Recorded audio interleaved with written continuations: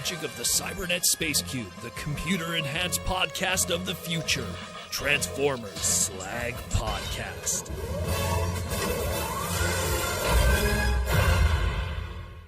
What's up, everybody? How we all doing this Saturday night? So Transformers Slag Podcast in our live stream main event. Your host, Proto Man, the face that runs this place. I'm the voice you hear Monday to Friday, and now it is Saturday. Although this week I've been a little spotty with my updates. It's been a busy week. I had a lot of comic book work to do with the Udon Capcom stuff and the Mega Man brand. It was also winter tire season here in Montreal, so needless to say, that's when it gets absolutely bananas. I feel sorry for every garage around Canada right now of how crazy it is. But how we all doing? So we got a lot to talk about. We have some updates of brand new news as of today, which we'll talk about today. We have a lot of cool stuff to talk about. We have a special birthday wish to the Twins Corner. Today is their birthday, so happy birthday to the twins. Both of them obviously born at the same time together today. November 8th. That would make you... What is that zodiac? Is that a Scorpio? So you're not a Gemini. Should have been born in late May, I guess, or early June, but close enough for the twins. Funny story with that. Josh Perez is a twin, and they were born one day after they would have been Geminis. So interesting. A little fun factoid with that. Haircut? Yeah, not really. It's the haircut that I got before TFCon. I guess it just looks a little nicer now. I don't know. My hair can't be saved at this point in my life at this age. Only my mind could stay sharp. The haircut, well, we'll try to do what we could do. But how we all doing? Who do we got in the chat today? Meryl Fabrication, one of my patrons. Cringe McCringle, one of my patrons. Ninjatron's in the house. Who do we got? Timmy K, what's up? Larry, how you doing? I'll see you tomorrow. James, how you doing? We got Patrick Brown. Rudy Mack, how you doing? Clyde. Jake, the Twins Corner, of course. Roman is here. Want to make sure I don't miss nobody. T-Formers, what's up? What's up? Got to get everybody. Everyone saw Jake is here. I don't know if it's Dumb Jake. I know Dumb Jake started watching my stuff recently. Will Murphy, Patrick Brown. I think I got everybody. There's one Hasbro person in here if he chooses to identify himself. Young, what's up, man? I'll be seeing you soon, too. Yeah, so we got quite a few things to cover. And also to address a question from one of the YouTube members. I forget which one it was. I have to dig through it because it was mentioned. So my live stream routine, when I guess we call it when the curtain is down, I literally just go to get water. And that's about it, really. That's about it. At most, I might warn the lady upstairs, hey, I'm going to be doing the live stream. So if you're watching one of your shows in the living room, just a warning, if you laugh, they might hear you. And her laugh is like a slow version of the laugh from The Nanny, Fran Dresser. So I guess I always tell her, if you want people to know how you sound when you laugh, just a heads up. And so then she right away goes, oh no, she runs upstairs to watch her shows. But yeah, that's more or less it. I don't really do much. Else aside from that. Not a lot of planning. Usually I just kind of plan some slides ahead, and then we just go live and hang out with you guys, as we always do. So let's jump into what we got to talk about this week. Quite a few things. Some updates to some stuff that we talked about. We got this and that. Yeah, Young, you don't want to hear that one. As someone who makes her laugh a lot, I got used to it, but some people get surprised by it. So let's get into an update to Blockies first. So Blockies on their Twitter account updated with some absolutely gorgeous images. Absolutely gorgeous images of their 1x60. Oh, we got from the Twins Corner a super chat. Thanks for the birthday shout out. Miss you, bro. Well, I'll be seeing you. Are you going to be at LA? Because actually, Chicago was a way easier for you guys to come down. But if I don't see you in LA, for sure it'll be Toronto 100% with that one. Thank you for the super chat. And again, happy birthday, my mans. But going back to the blockies, yeah. So now we got some really sexy images of this. This is again a 1/64 scale. So it's kind of like Hot Wheels scale, which is kind of crazy. You got kind of this Hot Wheels scale going on, but they're little micro assemblable kind of model kits, just of the alt modes based in the IDW character styles. And the first three images pretty much represent the more common characters that you could pull, although Optimus and Optimus are going to be one per case and a little more difficult to get. Still pretty common, but just a little more difficult. The rest of them are going to be evenly distributed in the case assortments, like the Scamper and the Swerve with his first gun and all that craziness and all the cool stuff. But then on the bottom right, you got the crazy chase assortments, and this is where the Hot Rod Rodimus guy in me goes, oh boy. One out of every 144 cases or boxes, you have a chance to get either a metallic Rodimus or a Lost Light Rodimus. So yeah, that's going to be fun. Gonna try to figure out how to get those, but I mean, I dig that it's going to be coming in a box that's very similar to Matchbox, those smaller little classic 1960s Matchbox 1/64 scale style, even though it's, also the same as Hot Wheels. And I just, I dig that they're going with a design, because the IDW designs really are more celebrated for their robot modes, because we see those most of the time. We kind of rarely see the alt modes. So to have something that just hard leans into that is a very interesting take. And it makes me wonder in the future if these Wheels collection stuff will continue IDW, or will they just, expand into other mythoses of Transformers. Obviously, the success of this one will then deem what they want to do next, but it is an interesting direction that they're going in. And I wonder if this is not just going to be Transformers, but Wheels of, let's say, other brands, possibly. I don't know, like Initial D, let's say, like a race car anime or something, whatever licenses they could get their hands on, per se. Rudy Mack says, Hot Rod is the chosen one? Yeah, I think so. To quote Grimlock Grams from the Marvel Comics UK, Grimlock used to answer letter questions from the fans back in the 80s in the UK letter columns at the back.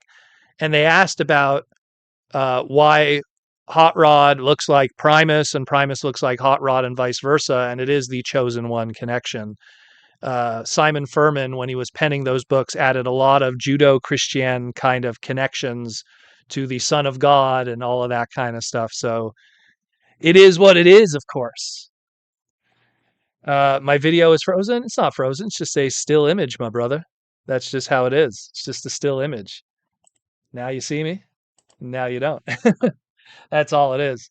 But yeah, so that's it more or less for the blockies. We don't have release dates yet, but according to their Twitter account, it's going to be coming very soon. And I've said this before with blockies, whenever blockies ever, talks about anything that's like, hey, it's coming soon, usually it means like literally 2-3 weeks after that it shows up. Like their turnaround time is quite wild indeed. Oh, Ryland's in the chat. What's up, Ryland? Thank you for all the love and support at TFCon. Hope you didn't mind me writing on your shoe. I gave you a little shout out last week. I don't know if you caught it, but I posted it last week. So if you want to get you see your little shout out, it was there and everything. With your crazy Transformer shoes. I wish I had nice Transformer shoes like that. But yeah, thank you. And so that's what's going to be happening with blockies. That's popping off. Oscar, welcome to the Minicon Recruit. Thank you for joining and all the craziness. Thank you for all the love and support. It's going to be a busy week. Busy week. Very busy week, to say the least. So, but that doesn't end. So we got this one here. Transformers with no alt modes. That's kind of the theme of this stream. Robots stuck in disguise. Because we got this one here. And then we have Hot Wheels.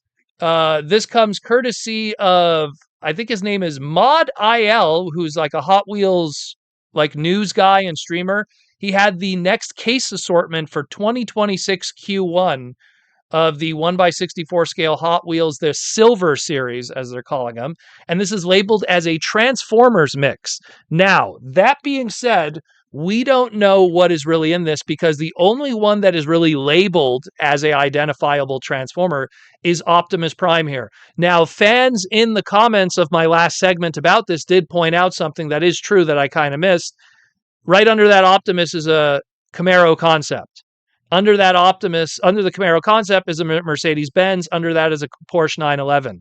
That could be movie Bumblebee. That could be Soundwave from Dark of the Moon. And the Porsche could be potentially Mirage. So it could be that we might be getting a movie series of die-cast here again this time around, similar to what we got before with movie series stuff with Hot Wheels. So stay tuned for that. We'll have more info.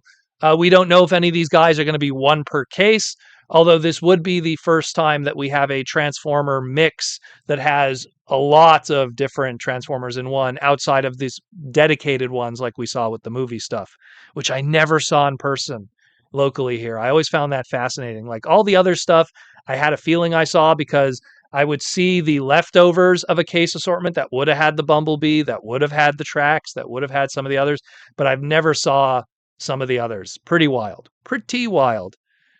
What's so special about the Silver Series? I'll be honest with you, brother. I have no idea. They just label it as the Silver Series. I know that a lot of times with Hot Wheels, they'll put a special, I guess we'll call it a banner title on the side of the card, just to kind of keep a trademark, if anything, sometimes. Like Dino Riders was once used as a banner kind of trademark on the bottom right. So it might be part of that. I could be wrong with that. I'm not 100% in tune with Hot Wheels. My father is the die-cast expert, not me.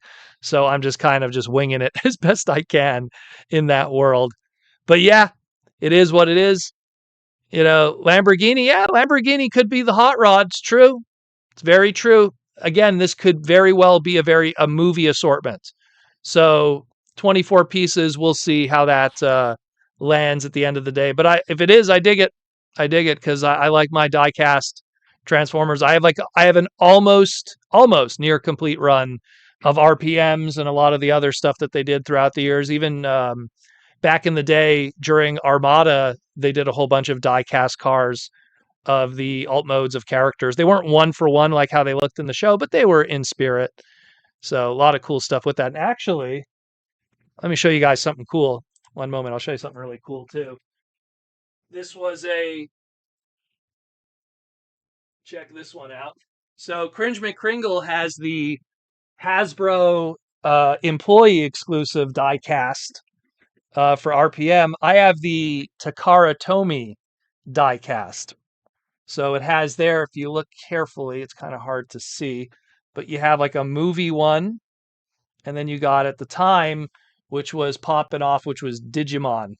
Not Digimon, Pokemon, excuse me. And they had a Pokemon one too. So this was a little die-cast set for Takara employees, which was really cool. That's why it doesn't have a UPC scan or anything like that. It was just for the employees. So nice little extra bonus there. So that was pretty cool. Got that from Azusa, of course. But yeah, very awesome stuff. Cringe McCringle with the $5 super chat. Thank you, Cringe. Seems to be Lockdown, Movie Optimus, Bumblebee, Drift, and Modern Porsche Jazz. Could be. Again, we're all just spitballing. I mean, I remember, I think that very first wave that had the Optimus in it. I remember like speculating all the stuff that was part of that wave too. I was just going like, oh, maybe this is going to be this movie character, and maybe this is going to be this, and in the end, it was just the Optimus, not the Optimus. Excuse me, the Bumblebee, the Bumblebee, which was the first time we got that. There was a whole bunch of stuff with it, and in the end, it's just Bumblebee. So it's something where we'll see. We will see, but it does seem like it could be. It could be a movie assortment. But that's not it for just the die-cast. We don't only have just these guys here. We also has, of course, Micro Machines. We thought these were done. So Jazzwares, a.k.a. I think it was called Impossibly Fun Toys, which is a spin-off company from Jazzwares, was doing the Transformers Micro Machines for a while. They were all movie-based and stuff like that. And they are continuing that trend more or less here with more micro machines. These come courtesy of Military Micro. That's the name of the guy who has these early factory samples here. And we have stuff like Movie Optimus. We have stuff from Age of Extinction. We have what's supposed to look like Shatter. We got stuff that looks like Dropkick. We have Bumblebee movie stuff. We got Bumblebee movie Starscream. We got, Wheeljacks there. We got Hot Rod. Oh, there's a micro machine Hot Rod. I got to get that one. Good old French Hot Rod, that one. So there's a lot of cool stuff here, even an unpainted proto of what looks like, oh my God, why am I blanking on him? From Rise of the Beasts. Anyways, someone in the chat will get me on that. But so, like a whole bunch of them. They got 2 Megatrons here. They got both the Dark of the Moon one and the Age of Extinction version. Like there's a lot of good stuff here. A nice little mix and assortment. So definitely interested in these. I never saw any of these micro machines in retail here. Any of them. And that's kind of sad because I would have loved to buy these. I would have loved to because let's just a battle trap. Thank you. Thank you, Scott. Because let me just reach over and grab these ones. I was all about these. When Jada made these ones, I was all about these. I have the movie ones there. I have the G1 ones, which they were going to do a wave 2, which was supposed to have, I think, Trax, Jazz, Hot Rod, and I think Skyfire, aka Jetfire. But none of those happened. But man, I'm all about these. I love these. I love micro little vehicles and stuff like that, pocket size stuff.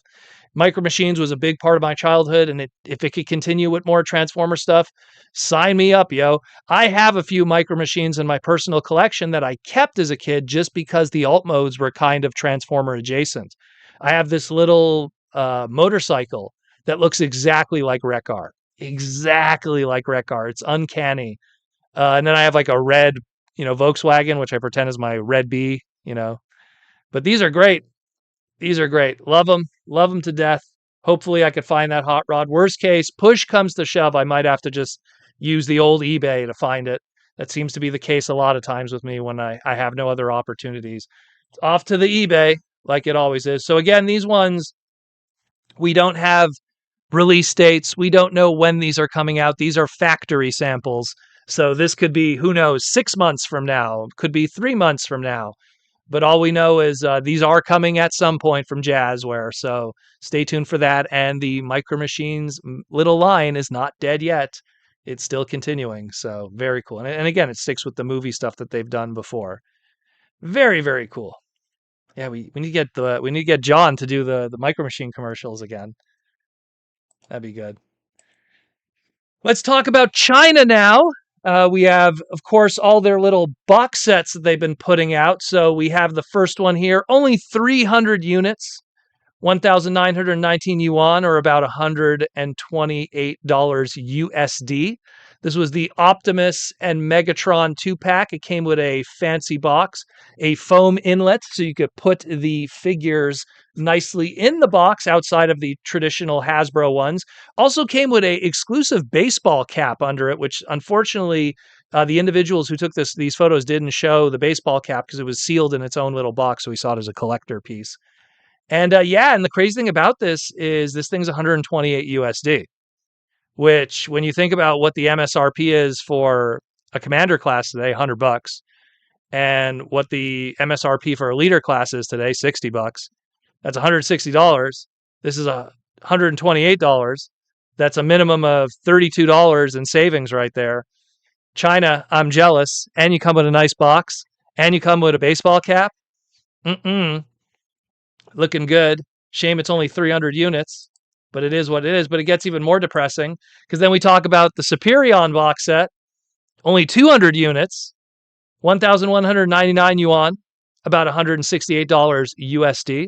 And again, even at $168 USD, even with this fancy box, even with the sticker sheet that you could upgrade it and make it like toy accurate, even with the trading card, it's 168 USD, which keep in mind, that's easily $20 in savings because when you think about Commander class Superion and 4 Deluxes, let alone the current MSRP of Deluxes, it's easily $20 of savings right there. So even another one too, man, I would have paid that, especially for that sexy box, that G1 inspired 1986 gift set. Love it. Looking real good. And supposedly this one also came with a Devastator pin, although there was no image of it, but the original reports of this did mention it comes with a Devastator enamel metal pin. So we will see with that. And then, of course, speaking of Devastator, there was also this one here too. Not so much a box set, but a set of boxes, to quote one of my comments in my YouTube segment about it. But man, oh man, talk about the savings with this one. This one had 1,000 units and 1,402 yuan, or $196 USD, just close to $200. But at $200, that's a steal. Because when you think about what it would cost for one Commander, two Voyagers, and two Deluxes, this thing is a savings of $46. And you get that cool suitcase. And I'll tell you something, I've always said, you got to have a suitcase that sticks out. I have a crazy pink suitcase that I always bring around when I travel, just so I could always find my suitcase easily in anywhere I look on the trolley when I'm picking it up. You get a Devastator suitcase like this, you ain't missing that one. So, and it's clearly a pretty big one because it has the Commanders in there and everything. It can hold quite a few stuff. So for $200 and you're saving $46 off of the normal Western MSRP and you get the suitcase, man, sign me up. I would have bought that in a heartbeat. In a heartbeat. Rudy Mac, tariffs don't apply to us as Canadians. It's only a U.S. problem. That's how it is. Although I have my own problems right now with the tariffs, so can't send anything to the States right now. So it is what it is. What's up, Bigum? Welcome to the madness. But yeah, here's another one too where I'm getting jealous. All the same, like it is crazy how the core products are able to be cheaper than Western MSRP, and it comes with extra stuff on top of the packaging that it already comes with. And again, when you factor in the packaging that all this stuff is the Western packaging, meaning China had to manufacture these products, ship them to Longueuil, Quebec, have them packaged there, and then ship back to China and then done like this. And it's still cheaper. Wild. Absolutely wild. Absolutely wild. I'm jealous. 1,000 units, $200, and one great savings for a Studio Series 86 Devastator. Yeah. What's that, Young? I was thinking about picking it up, but we're going to a special place. Oh yeah, we know it.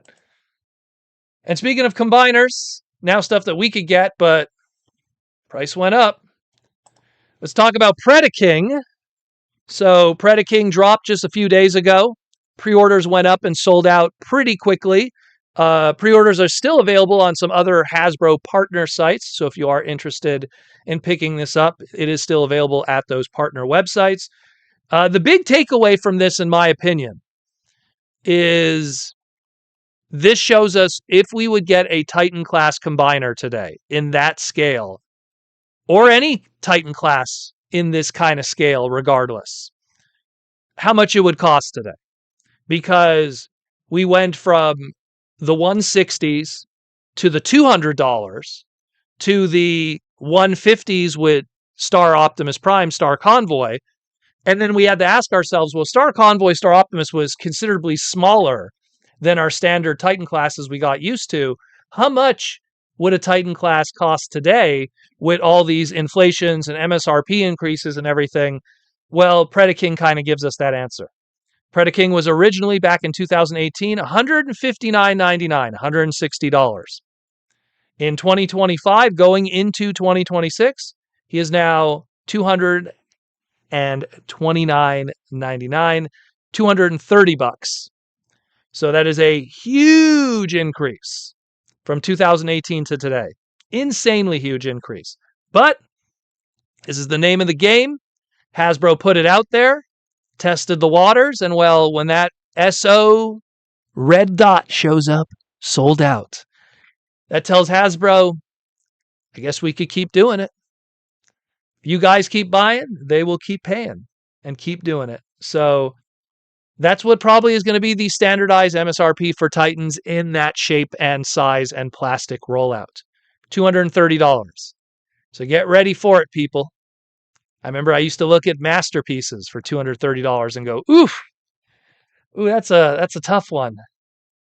But now we're looking at mass retail ABS stuff at 230. What a world. What a world. Hope you guys enjoy it.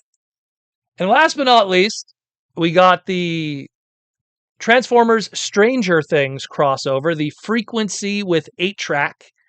This one is a cool design. I'll give it that. I don't know anything about Stranger Things outside of the first season. I watched it and I was like, okay, I get it. They're trying to do a little bit of Goonies, a little bit of creepy, with nostalgia.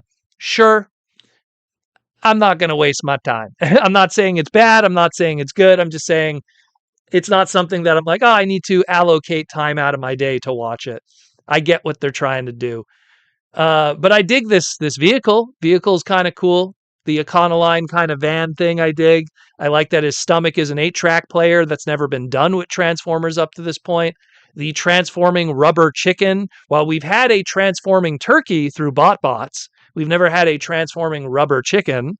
So that's definitely unique too. And it's a Battle Master, Target Master kind of thing. We got the 8 tracks that transforms into 8-track and goes into the stomach of frequency here. So that has the 8-track player deck of a vintage 1980s, 1970s 8-track player before tape cassette really started to standardize in the mid to late 80s.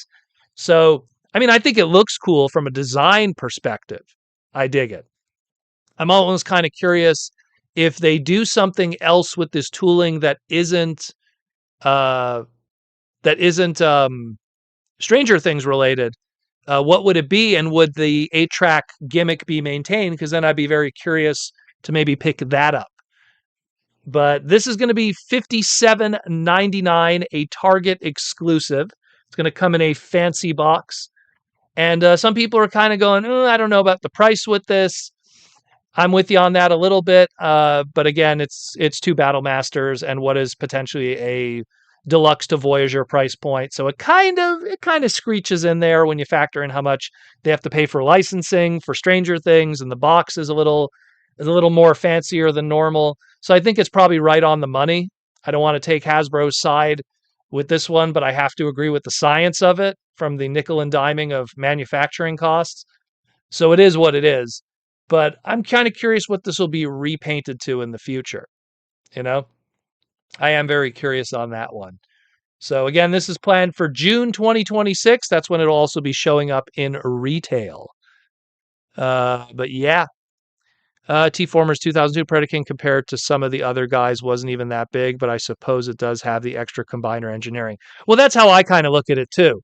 When you look at the fact that while he might not be as big as, say, Metroplex or Fortress Maximus, but Metroplex and Fortress Maximus are also a little thinner. And when you look at the Predaking individual parts, they all have to have extra weapons. They all have to have transformation elements, which lead to more pins, lead to more parts, leads to more different kinds of assembly. So if anything, it almost balances out. I almost feel like if you took like Metroplex and you put Predaking and you weighed both of them, they probably would be around the same thing. So that's something too, in my opinion. Ashnud, have any of the modern crossovers gotten repainted?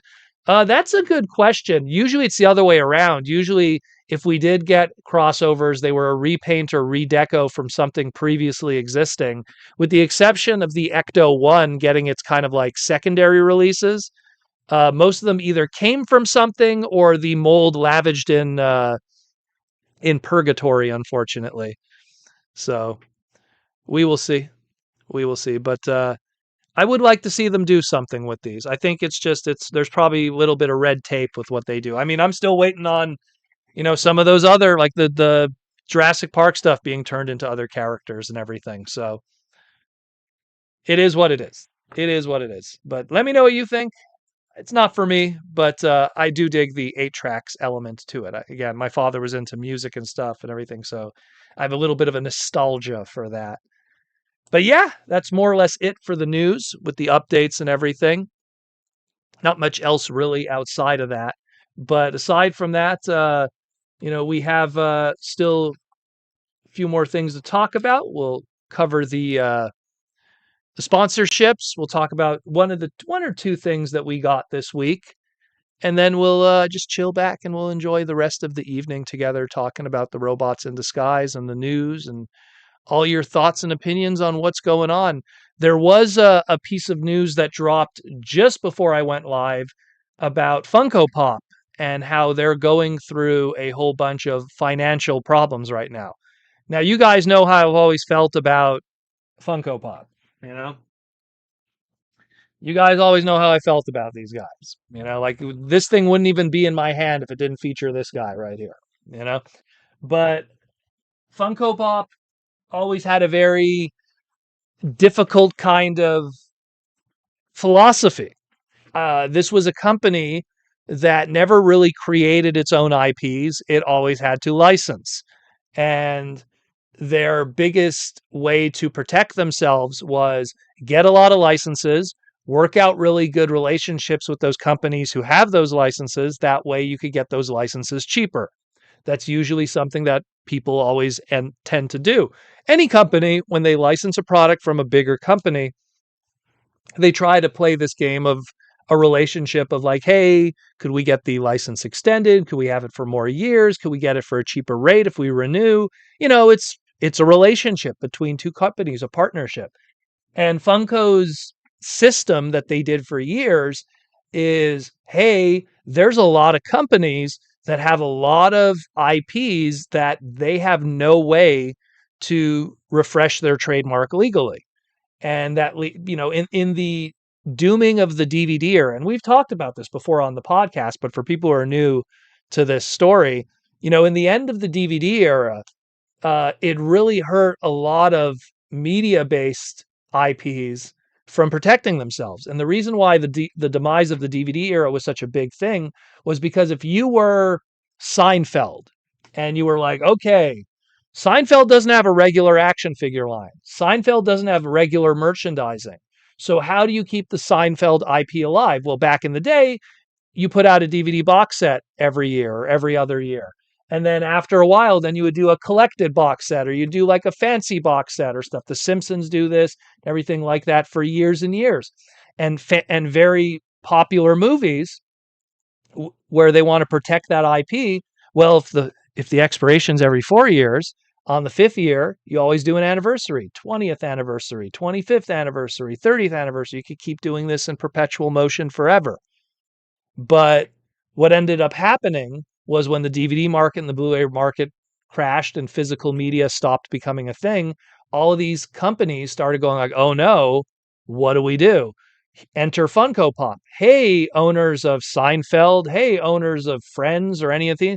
We're going to make product of your IP that normally doesn't really fit into the plastic toy ecosystem, and you could keep your IP alive. Like we'll put out a Jerry Seinfeld Funko Pop, and then in 4 years we'll put out a Kramer, and then in 4 years we'll put out a George, and we'll just keep your trademark perpetually alive. And they did that forever and ever and ever. Super 7 is not part of Funko. Completely different company. But that's why it's one of those things where that's how they survived. They would be able to work out these great partnerships with sometimes IPs that, the logic was with them, hey, and I always used Golden Girls, which was an old sitcom from the 80s and the 90s.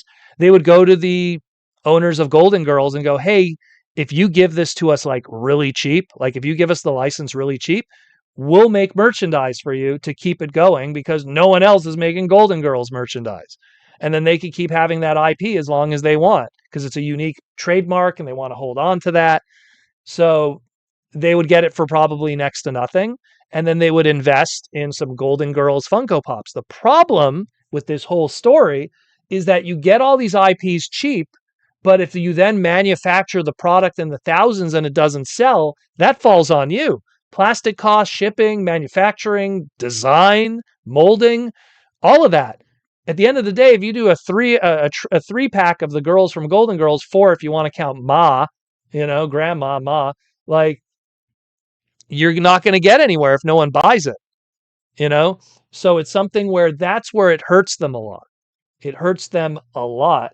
And they have a lot of dead stock. There's a lot of brands, specifically Disney's related brands of, like, let's say Marvel and Star Wars. For every like Darth Vader Funko that does do well, there's like 50 characters that they did Funko Pops of that lavish in retail forever and never get touched. When Toys R Us started to really shut down here in Canada, uh, the last, cockroach, if you will, that was surviving, that was still on the shelves when everything else was getting bought, was Funko Pop. And you would see which were the Funkos that nobody cared about.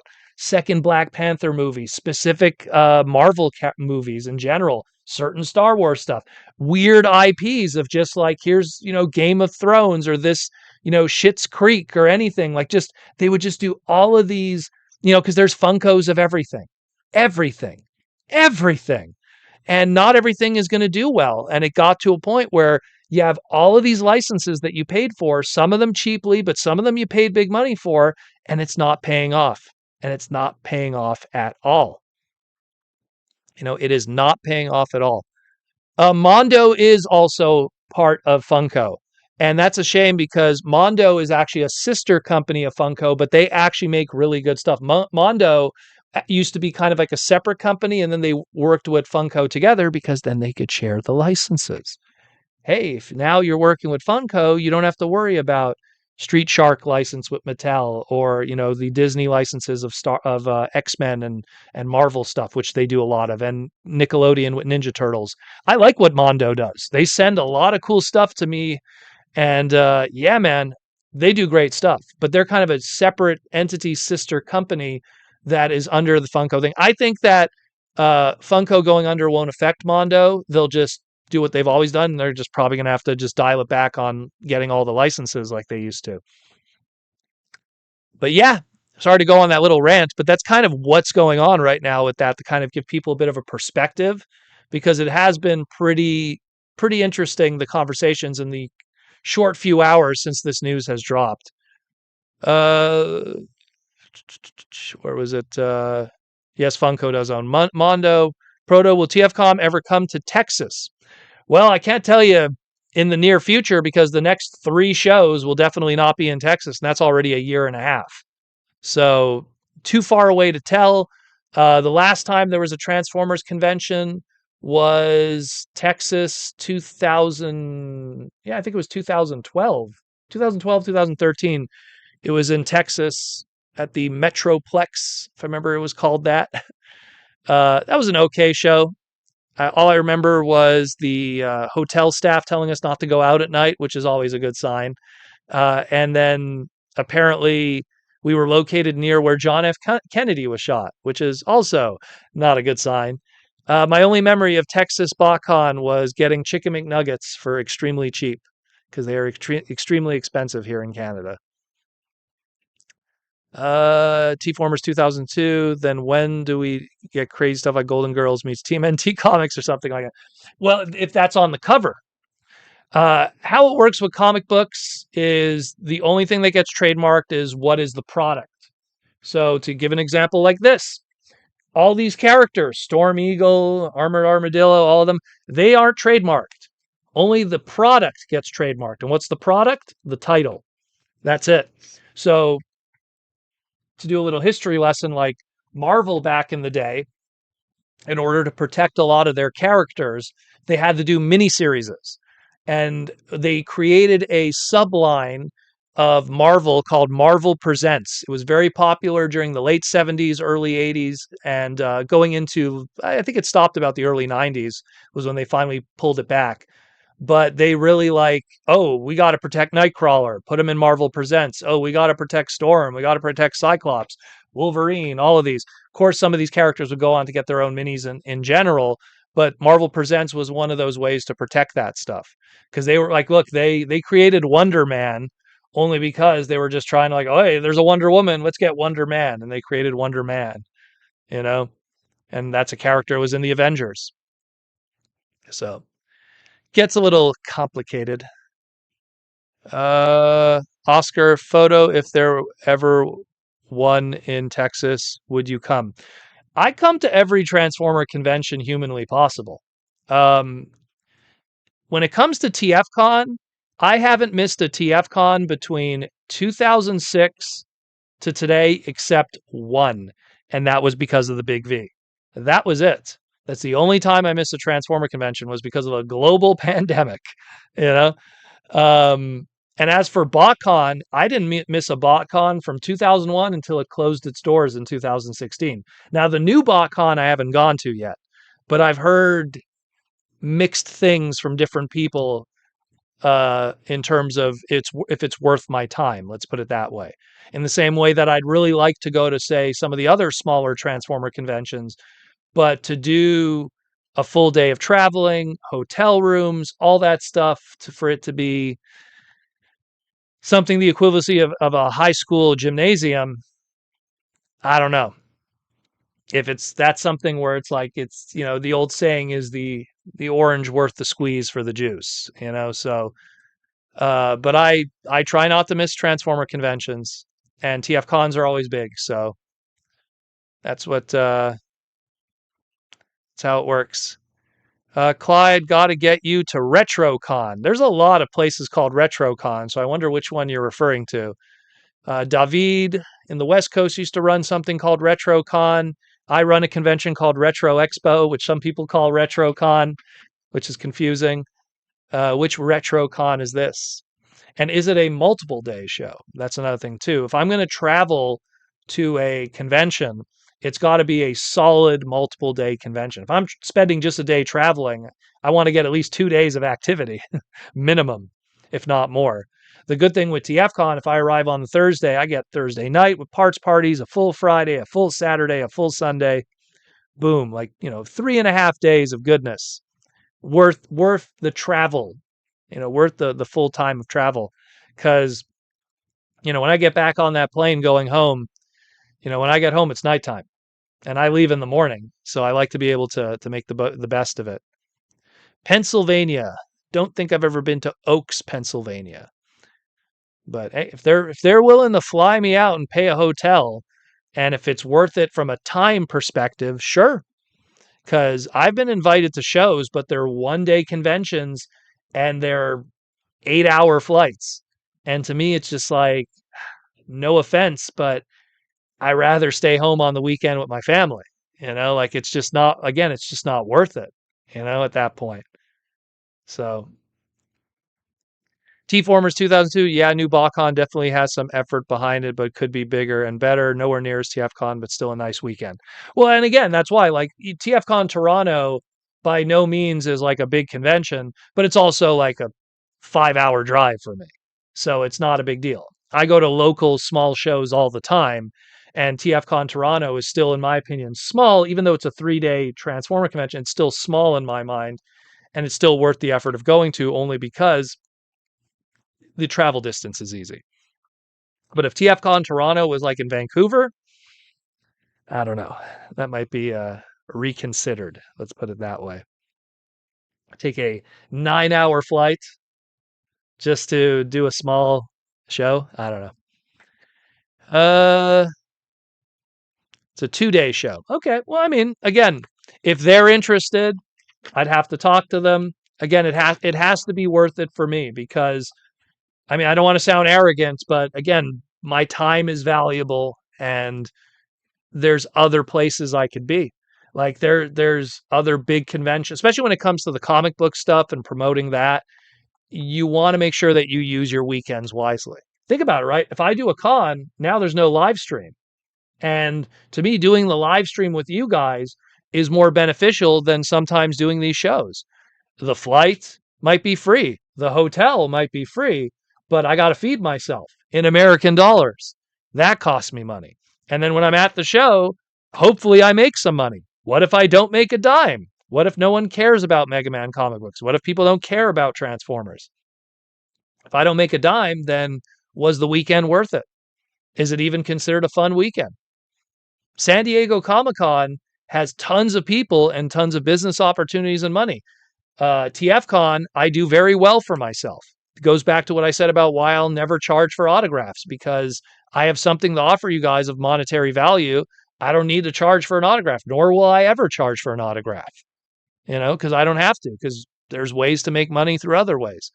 But I've done a few travel to shows in the past where I've reconsidered sometimes my choices to do them afterwards, including some Toronto shows. There's some one-day Toronto shows I used to go to, and I don't go to them anymore because now I go like, it's not worth it. It's just not worth it. It's not even worth the 6 hours to do a 7 to 8 hour block and then go back. It's just not worth it. I used to do it, but not anymore. Clyde, it's a really big show. It's in a convention center. Well, again, if they're interested, they'll reach out. That's how it is. If they're not interested in me, they won't reach out. That's life. Where are we at here? Sarah, how you doing? I hate the new squirrel bumblebee. Why no go full into farm style and make them a rooster? Well, I mean, I kind of dig the robot mode because it's very Naruto Ninja, but yeah, it is kind of bizarre, the flying squirrel. And even the Megatron as a boar, that one's kind of not that interesting. James says, time is money, friend. Oh, it is. It is, especially. Like every Saturday that I'm not doing the live stream, if I'm at a con, I like to believe that being at that con is more worth it than doing the live stream from a time management standpoint. And even then, when I do the Toronto show, which is the smaller show, I still do a live stream on Sunday. It's you got to be good to yourself. Like I've had a very stickler of a system when it comes to doing conventions. And over the years, and I've been doing cons, no joke, since I was like 10 years old. Like I've been going to cons with my father since I was 10, and I would go to multiple conventions a year, sports card shows and sports shows and toy shows and antique shows and record conventions and comic conventions. I've been doing it my whole life. And you start to see how there's just some that are just, it's not worth it. You could go there, waste a whole weekend, or you could stay home in the weekend and sort your trading cards, learn a new language, play that game you didn't get a chance to play. Or you could just sink money into a con that doesn't go nowhere. And again, that what defines nowhere is different from person to person. I have my own goals and ambitions. Like I came from TFCon Chicago this past weekend, and you guys noticed I didn't buy much, but I did get my goals that I wanted to get, which was I wanted to get specific autographs from important people. Those were good opportunities there. Again, I was able to make money selling my exclusives. Thank you for everyone who bought the exclusives and helped support the podcast that way. It's something like that. And then of course, advertising, this beautifulness that I work on with my heart and soul, and that is going to be something that I'm going to continue doing for the next 2 years. Like the Mega Man thing is going to be, by the time we get to TFCon LA, goodness, we're going to have another 4 books under our belt and a huge announcement probably by then. So there's going to be more of that if you guys care about it, And to me, that's something that takes more of a priority. The Transformer conventions, though, I'll always show up because they're always beneficial for me. I love Transformers. The fans are always there. It's always fun. It is what it is. But some of the smaller shows, I got to be a little more picky. The San Diego Comic-Con of Canada, which is called Fan Expo, a lot of major comic book companies sometimes don't even bother to go to it now because they feel it's not worth the time and energy, which is crazy when you think about it because it's the San Diego Comic-Con of Canada. But they kind of just go, maybe not. And that kind of sucks. But it's a reality. It's kind of a reality when like big companies don't feel it's worth it. The cool thing with TFCon, look, RoboSend shows up, 3A shows up, certain third-party companies show up because they feel those 3 days, it's worth it for them from a business standpoint. And I tend to agree when it comes to TFCon, 100%. And he's in the house. But yeah. Sarah, I don't have a problem with the pig Megatron. I always want more farm animals into the beast collection. Problem is where I could get a Croamus and a pig Megatron. Well, there is a bootleg Transformer. I believe it's called Robocock. No joke. Something like that. That is a transforming rooster. I think I posted it I think I posted it on my Twitter once a long time ago. It's probably there. Knowing me, I probably shared it on my Twitter because I have that kind of humor. But yeah, let's get into sponsorship. We'll let a few more questions come in while we do the sponsors. And then we'll talk about what I picked up from Walmart on the super cheap. So let's get into Symbiote Studios. Actually, Symbiote Studios just updated their website. Brand new look, brand new style, and new inventory. The San Diego Comic-Con Laserbeak is now available, the shoulder sitter. Let me actually grab it over here. Mind you, I have the version 1 model from San Diego. So this was the San Diego version 1 model. The new version that you'll get on the website is actually a little better. It has a little magnet clasp there, so you put it under the thing and it sticks on your shoulder. Official Hasbro licensed product. Very cool. This thing sold out instantly at San Diego. Now it is available. Oh, sorry to wake you up, Butters. Butters is on the couch over here. But now it's available on symbiotestudios.com. You can pick it up. Very, very cool, as well as a whole bunch of other stuff. I'm wearing their Catnip Bravo Optimus Prime shirt that's also there. There's going to be a whole bunch of new stuff added soon to the website. Stay tuned for that. Of course, we got to talk about the larger premium scale, the Commander Convoy, the Steaming Starscream, the Brave Bumblebee. These are the prototypes right now, but will be debuting at TFCon LA, as well as also the Swoop with the Dinobots, because right now, if you go to the website, you could pick up Grimlock, you could pick up Slag, you could pick up Sludge, and you could pick up Snarl, but there's no Swoop. Why? Because Swoop will be debuting at TFCon LA. So be sure to check that out. Swoop will also be on the website afterwards. He'll just be making his worldwide debut at TFCon LA at the Symbiote Studio booth. So be sure to check that out. You also got the ponies, huge collection with that. No need I say more. All their video game stuff and then some. Check out symbiotestudios.com. And last but not least, we got Aaron Archer. Aaron's right now in the middle of moving, so we will not have a new segment anytime soon. He's just moving from Ohio back to Rhode Island for the busyness. So if there is any delays on his Posca paintings and stuff, there is some new additions on the website. Here's some of the new additions and that are on his website right now, archermonster.com/shop. But there will be some update issues. There might be some new stuff missing. There might be some stuff that hasn't been updated and sold yet. Again, he is in transition right now from Ohio to Rhode Island. But if you are interested, check it out, archermonster.com/shop. Get your one of a kind, one of one original art. Beautiful stuff. That man sold quite a bit at TFCon Chicago. Like I said, I gave the warning. See what's here? It's not going to be there when you come back, most of it.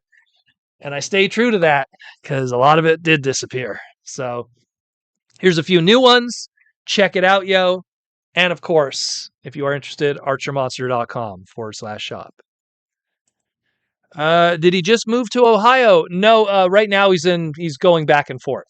That's the thing, because to not go too deep into the details of his private life, getting rid of the house, new house. That's it. And that's never an easy process. Never easy process. You have to sell the house, the whole transfer of ownership, signing all of that, and then back to the road of the island. Ever exciting Rhode Island. Yeah, I've been to Rhode Island twice, once for BotCon and once for HasCon, and both times I was like, yep, if it wasn't for Hasbro being here, and that's even going to be temporary, yeah. But yeah, check it out. See ya, Rylan. Take care. Take care, Rylan. But yeah, so there's those happening. Check that out with the Posca paintings if you are interested. And of course, might as well drop this. The latest Mega Man comic books that I'm working on coming January 2026. The Mega Man ongoing series, starting with issue number 0 in a very 90s style. I will say this, I can't talk about it right now, but we got a whole bunch of different legendary Transformer artists to work on the covers. Can't say who, but I'm very excited by the crew of people that we got. When I was put on this book, that was one of my goals, was to make sure my friends get gigs and to make sure that Transformer friends of the talented nature will get gigs too. And quite a few names are going to be gracing the covers of my books. So stay tuned for that. But here's the 4 that we have right now for issue number 0. Awesome stuff. We got Edwin's cover. We got Sutherland's cover. We got the Iron Pinky himself, also Edwin's cover. We got Chamba's cover. We got Hanzo's cover. Great stuff. Can't wait for it. Going to be very exciting for issue number 0 for the launch. It's going to be super awesome. And then again, February, March, April, May, man, we're going to be off to the races. I can't talk about it now, but it is going to be some very, very exciting stuff. So stay tuned for that.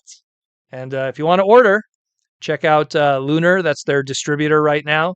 You could order through them or go to your local comic book store and just tell them, I want to order Mega Man, the series from Udon Comics, issue number 0, written by this dummy. And that's it for now. Really close friends get giggities. Indeed they do. Indeed they do. Indeed they do. My ex-girlfriend, her father's name was Ma Dick. So every time the phone rang, he got a giggity. Ma Dick. I'm talking on the phone with Ma Dick. Sarah says, when Hasbro is going to lower the price, like when Armada after Beast Machines. Never going to happen, Sarah. Never going to happen. The price decrease that happened way back in the day was such a freak occurrence. Do I have that slide still? I think I took that one down. That's unfortunate. But yeah, that's never going to happen. That, like, when that happened, they were in between CEOs. That's when Brian Goldner was just about to join the company. He wasn't even there yet. And they just had historically low sales with Beast Machines, and they just lowered the price. Now it's always up and up. Got to get those Q4s, although I'm curious what Q3 is. We're going to learn Q3's reports very soon because Mattel apparently didn't do very well for Q3. So I'm very curious what Hasbro's Q3 is.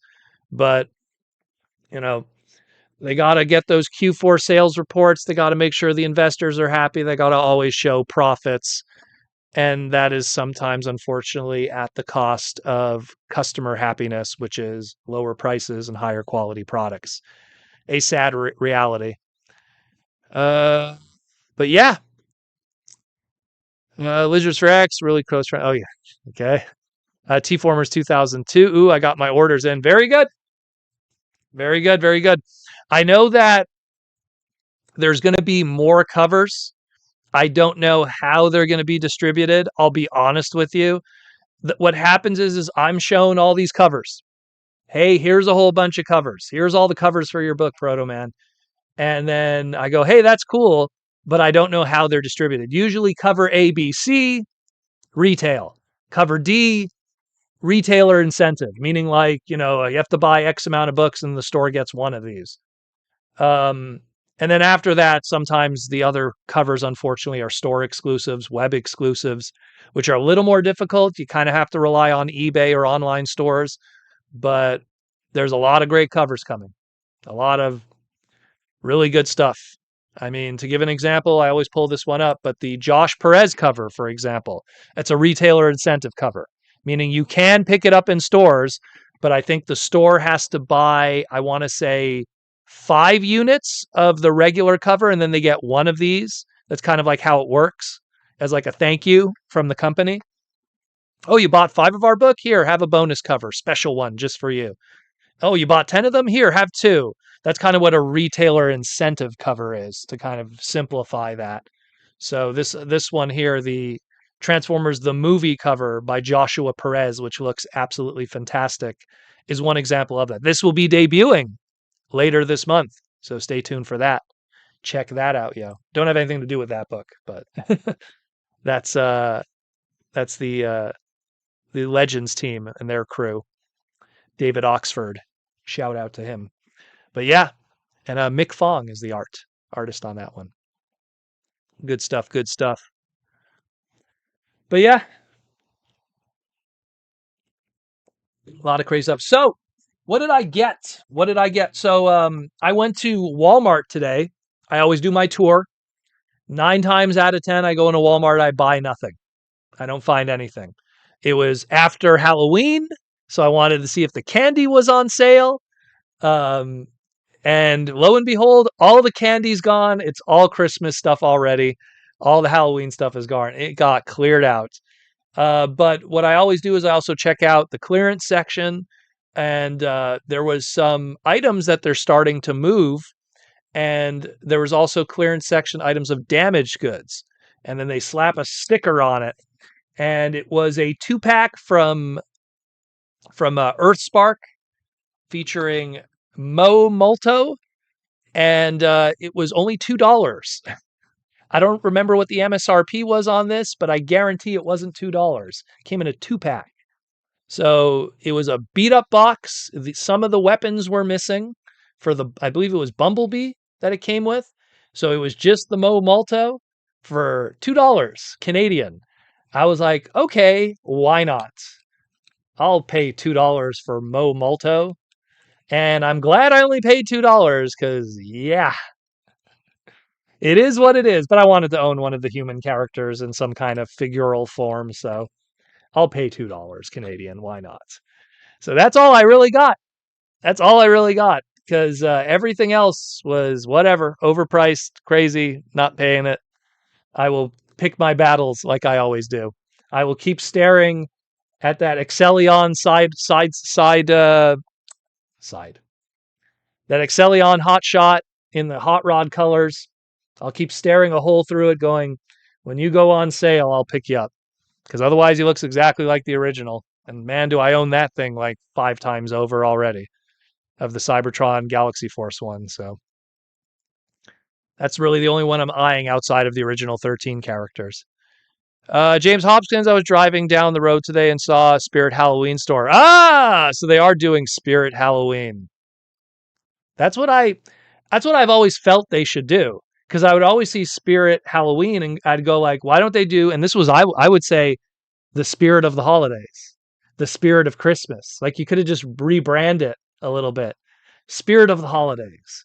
And then it could be Christmas. And then you could sell Christmas trees and Christmas decorations and I don't know, eggnog and advent calendars and whatever else crazy Christmas stuff you could sell to people that they're just going to throw out later. I love Christmas. I love the lights. I love the glamour of it. It's beautiful. It's nice. The music. But at the same time, it's like, when's the best time to buy Christmas stuff? After Christmas. When's the best time to buy Halloween stuff? After Halloween. I remember we got in front of our house, we have like a giant like tombstone that we bring out every year for Halloween. I literally bought it 2 days after Halloween. I bought it from Maxi and see it's kind of like a grocery store here in Quebec, Montreal. It was $3. And it's this huge, awesome tombstone. I was like, $3, okay, why not? So I always buy my stuff after, and then hey, then save you money. And I think that thing full price is probably like $50. Y just snagged Commander Silverbolt today from Target for $67. Very good, because instead of paying 100, wish you could have snagged all the other commanders at that price. This is my first time seeing commanders on the shelves. Well then, and it was a Target too, of all places. Lucky you, my friend. Lucky you, because they're going to be $100 now. $100 plus whatever is your local sales tax. So have a fun day when that happens. It's getting pricey to be in this hobby. T-Formers 2002, my neighbor started putting up decorations. I just had to stop and cringe. Stop and cringe, make kringle. I mean, I feel that for me, I think the Christmas lights should go up the moment it's, and again, this is totally a regional thing, when it's cold enough to justify it. Like, right now, it's snowing here in Montreal, and it's been pretty cold. Don't get me wrong, I could see my breath now. But if it started snowing right now, I would not object to seeing Christmas lights. It's to me when it's like, it's still warm outside, it's like a warm early November. It's kind of out of place. You know what I mean? That's kind of the way I see it. But then again, what applies to me can't apply to a southern region city in the United States where that's not going to be a case. Twins Corner with the super chat for $6.99. In your experience, could you ballpark a budget for a single Canadian travel to LA or Orlando? I could speak of it from the BotCon side of things. When I used to do it with BotCon, TFCon is a little more covered for me now. But it's usually for one person coach, like basic, normal economy class, is usually between $500 to $600. What you could do, Twins Corner, this is what I always tell any American. If you have someone that's willing to cross the border with you and then fly out from a state. So if you're from Montreal, you go to Plattsburgh. And if you're from Toronto, you just cross over to, like, let's say, Michigan, Detroit. You fly out from there. If you could just cross the border and fly out, insane amount of savings. A $500 flight all of a sudden become a $200 flight. So it's something where that's the first little thing. And as for hotels, it's the same. Just, if it was $169 a night Canadian in Canada, it's probably like $130, $120 a night at those hotels. Now, granted, I don't know. Every hotel is different. It's the West Coast. It's LA. It's maybe a little more expensive. But I always, when I would do BotCons, I would always put aside $1,000 just for flights, accommodation, and food. That's always where my brain was with that.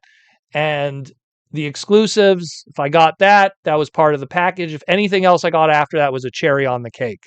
So I would look into it. Just what I would go is I just do mock flights right now. Try to see, like, hey, if I got a flight right now and went to LA, how much it would cost. You don't have to lock it in, and then it'll give you an idea of some rates and stuff. But if you do have an opportunity to cross the border and fly out across the border, it is always cheaper. State to state is always way more cheaper than going state to through customs and everything, and then through the United States.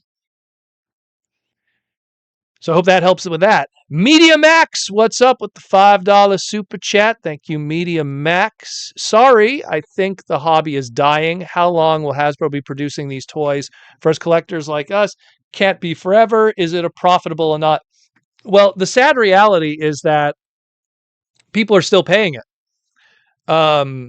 People are paying it.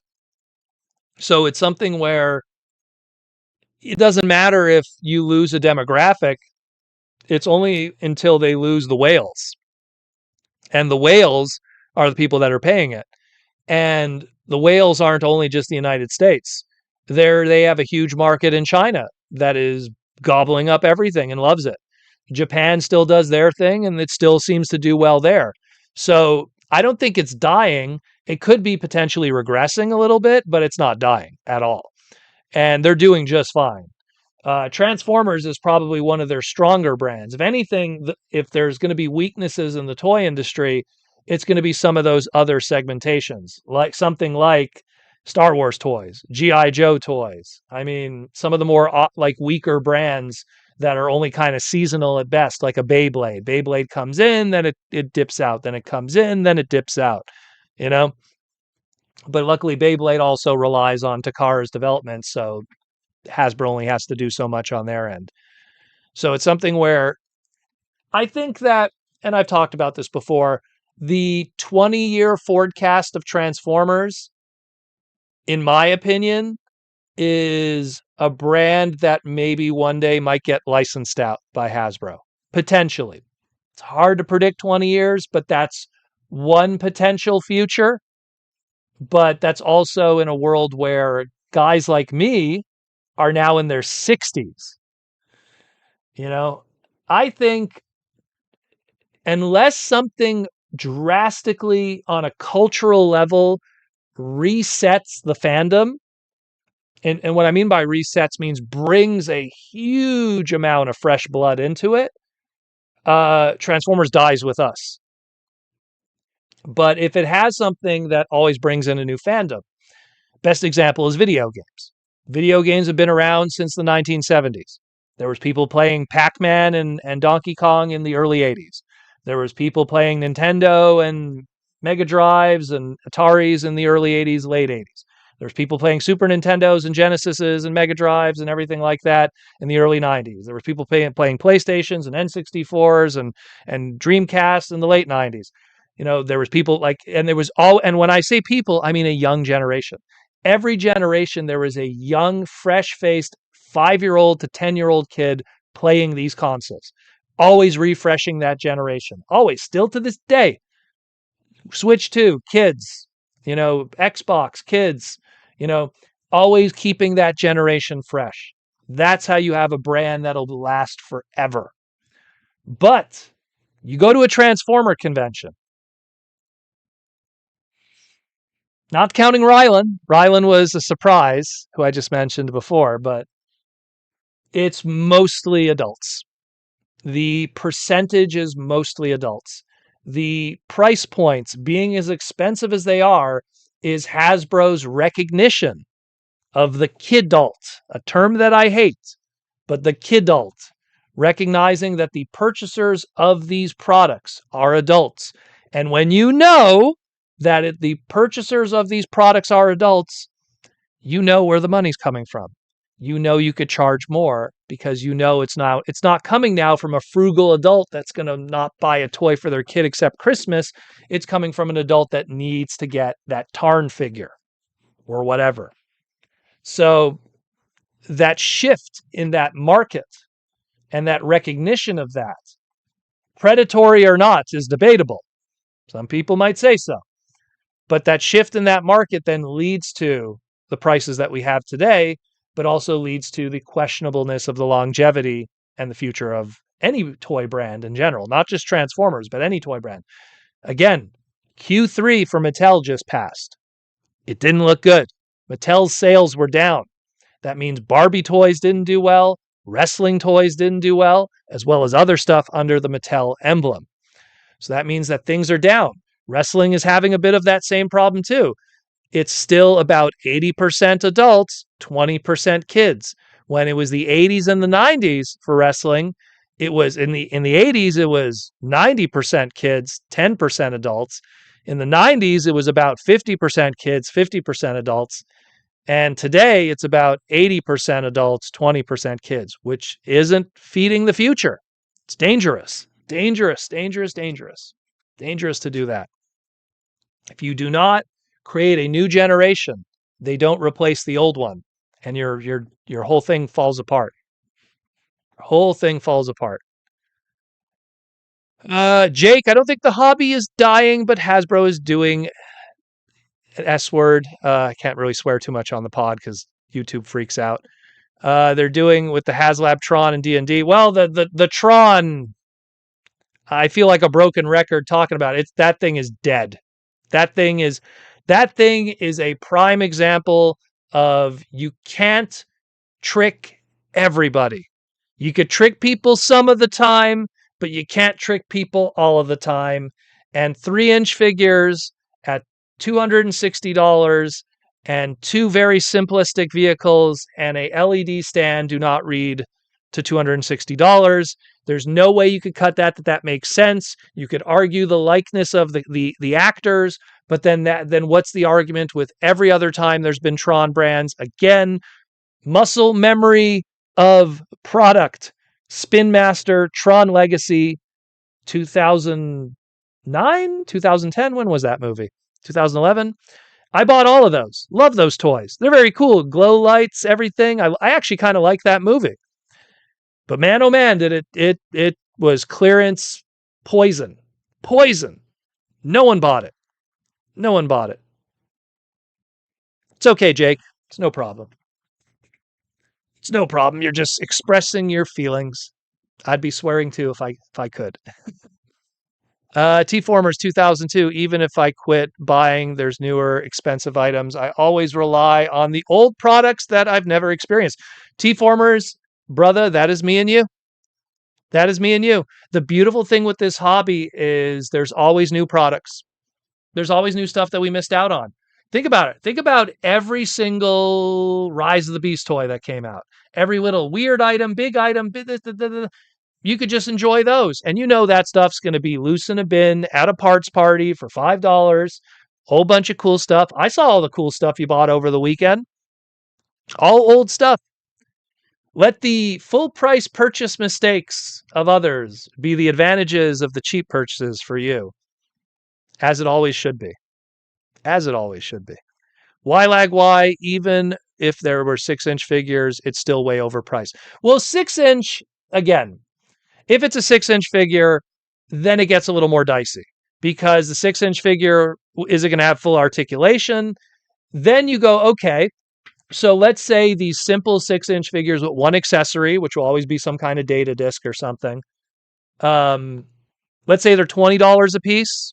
Let's say 25, which is kind of the MSRP for most 6 inches right now, although that's going up. That gets you to $100. If you have 5 of them, then that's $125 because there's 5 of them. So 125, but then the vehicles now, they would have to be bigger because now they have to be bigger because they're 6-inch vehicles. And even if they're still the same 3 pieces of plastic, then you might get a little closer because now the LED stand has to be bigger. So if it was 6-inch, you might be closing in on that 260. Dare I say, when Proto Man is taking that side, there's a logical explanation for that. But that being said, for 6-inch, for 3 3/4, absolutely not. Absolutely not. That is completely overpriced. It's disgusting. Absolutely not. 6-inch, I could almost see it. Almost. If everything else has to grow, giggity, with it, then yeah, I can almost see that. Sarah, a lot of G1ers that I know have stopped collecting because the ridiculous prices of almost $30 for dogs. Well, think about it. If you're a G1er like me, I grew up with G1. Granted, I grew up with G1, but I love all brands. I think Beast Wars is the best Transformer series, but technically I fall under the G1er category. In their 40s, grew up with G1. We got other things we got to pay for. We got mortgages, we got car payments, we got house payments, we got family. Like, are we going to blow like over $300 to get Devastator for the 3rd time, 4th time? G1, reissues, Energon, Combiner Wars, repaints of other stuff. And we're not even talking about movie Devastators, And then this one, like, how many times are we going to go back to the well? How many times can we go back to that well? So I almost feel like it's almost better in Hasbro's interest. It's not good creatively, but it's almost better in Hasbro's interest to go back and reissue stuff. As much as some people don't like that Combiner Wars Devastator, I almost feel like just reissuing that would almost yield them just as much profit. But you just got to create a big gap of time in between it, just like it's justifiable to do reissues of vintage 84, 85 product. But yeah, some people would disagree with me in that, and I would totally understand. 1 second, though. Make sure I don't miss anything. Jake said 3 3/4 Star Wars, Marvel Legends, Transformers, G.I. Joe. I don't know how hard it is for Hasbro not to invest in those IPs and try hard for them. You have to understand any toy development, unless it's rushed, which I've seen rushed toy development. Any toy development in general takes 2 years, and sometimes those 2 years, you might in that moment get a feel for what the market wants now, but 2 years from now might not be the case. So it's sometimes not that easy, unfortunately, to guess that stuff, especially with a scale and a price point and what you need to do. Look, let's be real, guys. Transformers 1 was amazing. Amazing. But everything was a flop. The movie was a flop. The toy line didn't do well. Yeah, the individual studio series items, but the main line didn't do well with kids, which is what it's aimed at. Sometimes it's hard to predict what is going to do well, even in the face of it doing well. You would play Transformers 1 privately for a bunch of Transformer fans, and everyone would be like, oh my God, this is amazing. It's gonna do so well when the toys come out, and look what happened. So the reality sometimes settles in too painfully. Sarah also says, I never buy masterpieces because I'm scared that they will break. It depends. Breakage and paint scratches apply to Tigatron, Hound, Lio Convoy. What else was something that was really sketchy? It's a little scary to transform that new Megatron, the G11. But the 3.0 Optimus could have its moments. So there's about 5 out of their, 60 plus figures that are kind of like, eh. But outside of those, and this is coming from me, turn the camera, I'm going to ruin everything, but Masterpiece Collection, tons of them there, keeps going. There's the Beast Wars ones all the way on the end there. It's kind of hard to see, but, and now I just messed up the camera, but, you know, as someone who's messed with all of them, almost all of them, I think I'm missing like 2 or 3, but most of them are pretty safe. Pretty safe. Again, Lio Convoy is a worry. Lio Convoy is a worry from a breakage standpoint. Hound is a worry from a breakage standpoint. The Megatron and the Optimus, the new ones, are a little. And then Tigatron has the scratching paint issue that you have to literally remove his head before you transform him.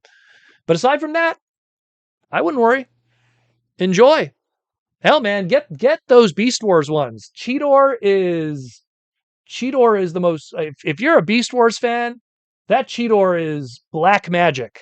It is insane how amazing that figure is. It looks like the animation model in both modes with the different faces, and it's incredible. Incredible. Can't stress enough how much amazing those are.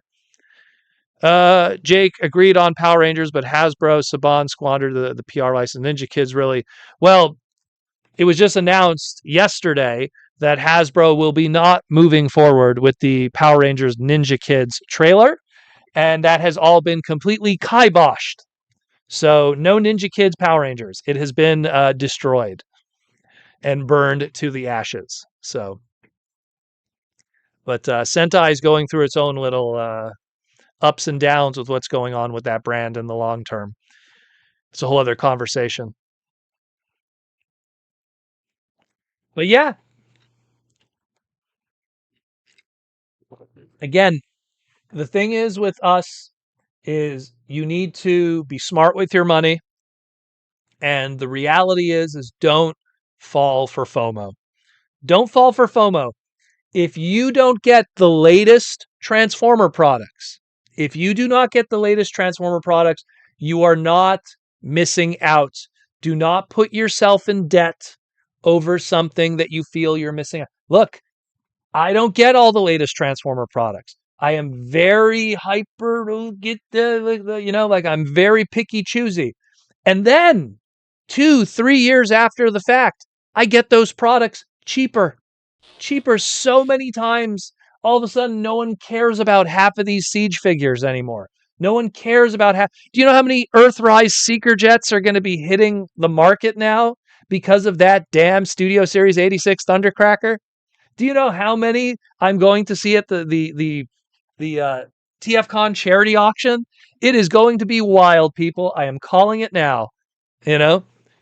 So it's something where if you had FOMO back in the day of Earthrise and Kingdom, and oh my God, I got to get that Ultra Magnus, or I got to get that those Seeker Jets. And if today you don't have that feeling anymore, then you should have never had that feeling. If you don't want it now, then you didn't need it before. You know? Trust me, that happens way too often.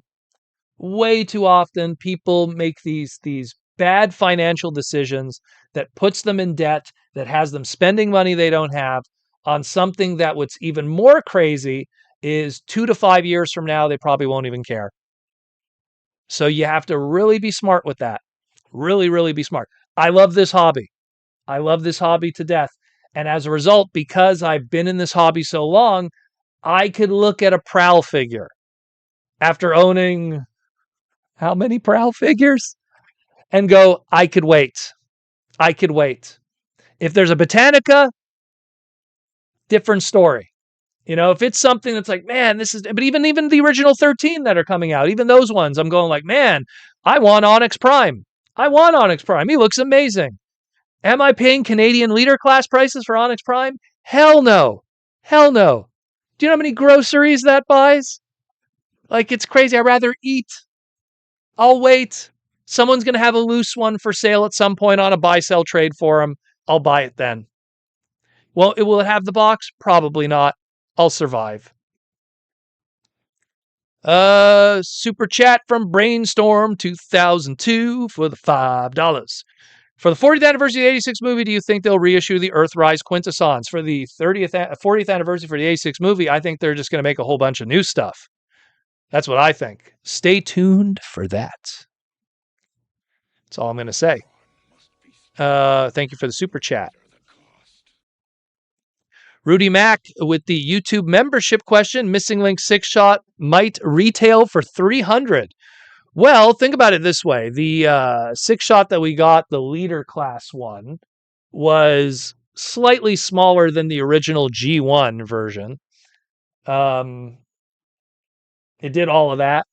But Missing Link is a Japanese collector-focused item. And it's the same thing. The Japanese know kids ain't buying Missing Link. It's adults. And that's how you get away with asking $200 to $220 for Ultra Magnus and Delta Magnus. What scares me is not so much 6-shot, but when the inevitable Unicron happens, which I am going to want to get, I'm scared to ask what that's going to cost. Because if a HasLab Unicron was doing 600 in that pre-2020 world, what is a Mango Unicron, Mango Unicron, how much is he going to cost? That's going to be a scary one. 500? Who knows? Who knows?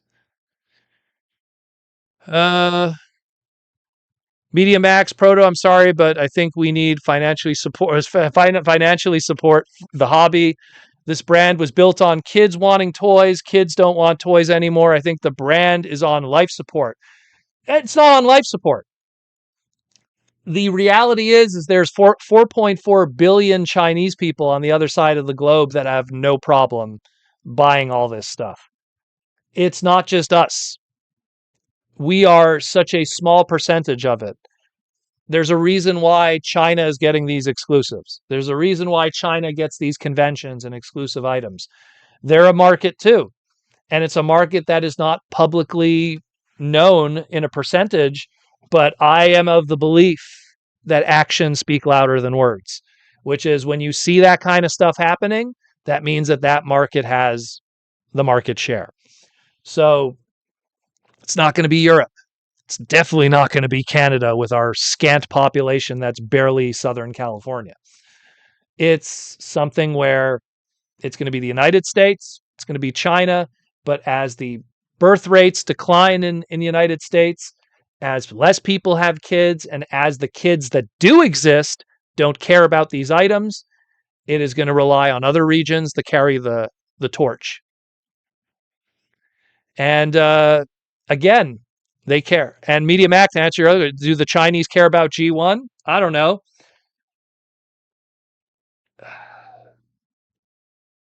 Sold out.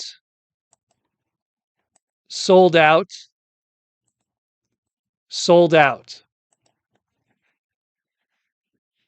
Yes. Where are we at? Jake, I would love a proper Studio Series 86 Hound. They continue to butcher every Hound design. Well, maybe you'll get a good one later on. That trademark will always be refreshed, so sooner or later. Brainstorm 2002. MP Ginrai has issues. Smokestacks are extremely fragile, and his super doesn't like to tab in. I have not messed with that one yet because I haven't got that one yet, specifically the God Bomber. So I do not know. But it wouldn't surprise me with some of the newer stuff. FOMO formers more than meets your bank account. Oh, ain't that the truth, Mikey and Louie? Sarah, I miss the days when you could throw Beast Wars Megatron from the second floor. Oh, well, that's a different story, Sarah. Indestructible ABS plastic toys are a thing of the past now that MABS has become a standardized plastic choice, unfortunately. Look at that. I just transformed it, just shaking it. My goodness. Wow. That's funny. That is hilarious. I literally transformed it, shaking it. Here. Robot mode, right? There you go. Combiner mode. That's funny. But yeah, like it's a different situation.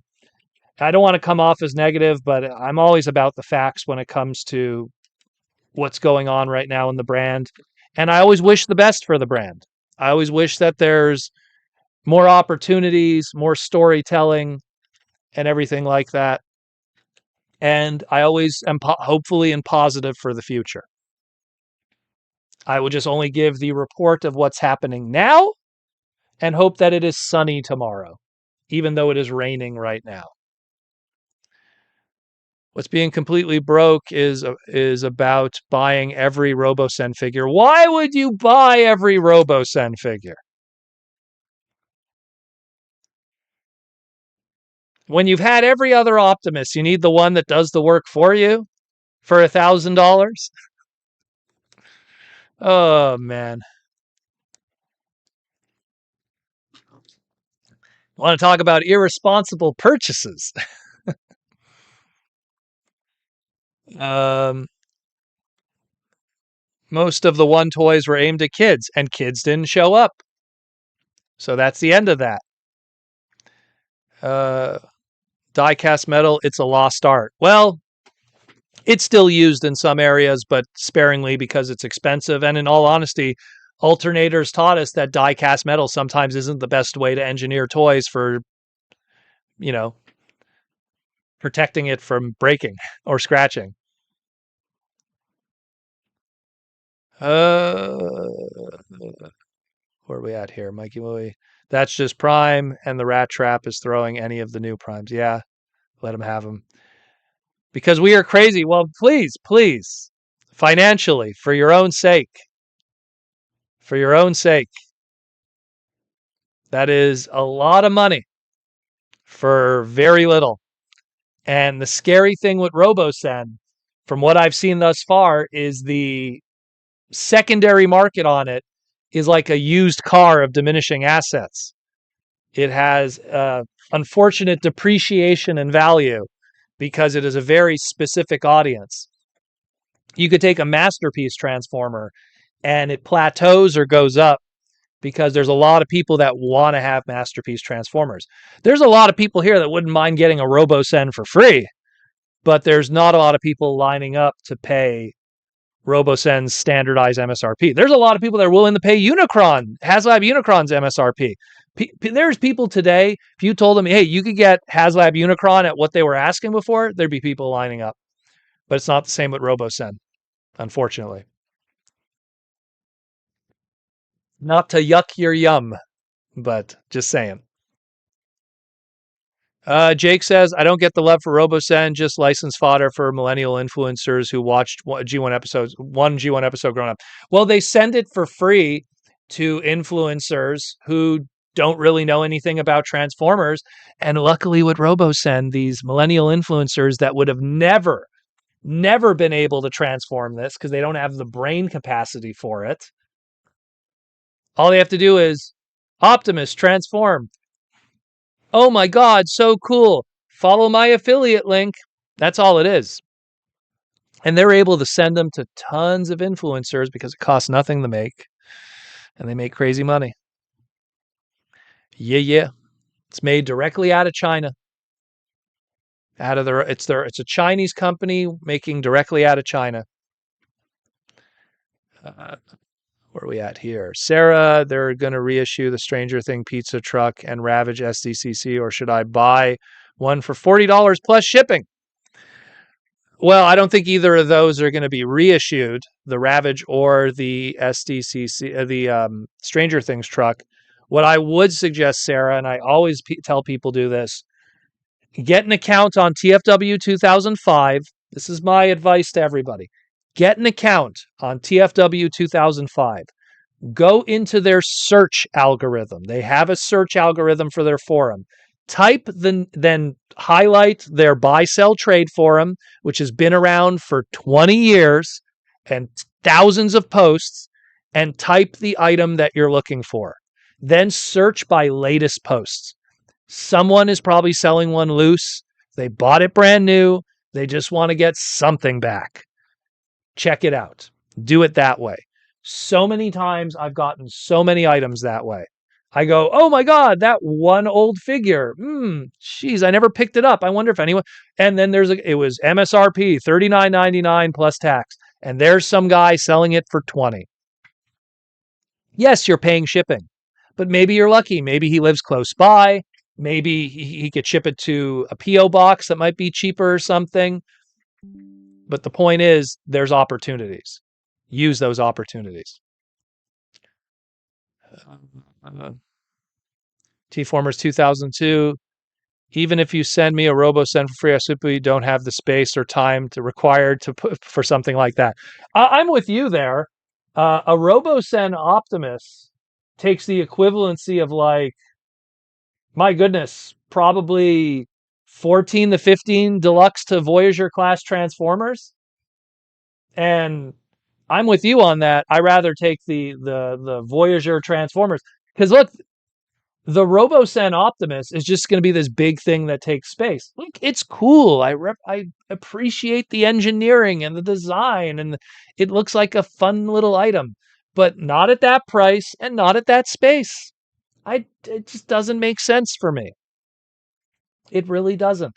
It really, really doesn't. And especially at that price.